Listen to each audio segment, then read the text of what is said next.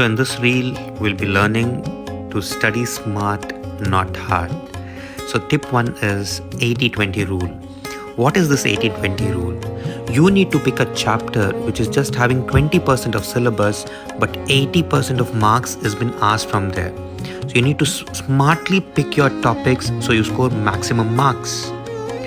Tip 2 is nothing but subject spacing. This is very important. What we do is we continuously study a similar subject. In the sense, say I take a physics and the entire day I'm studying physics, but I need to space my time such a way that I finish physics, chemistry and my rest of the subjects. That's subject spacing. Tip 3 is revision techniques.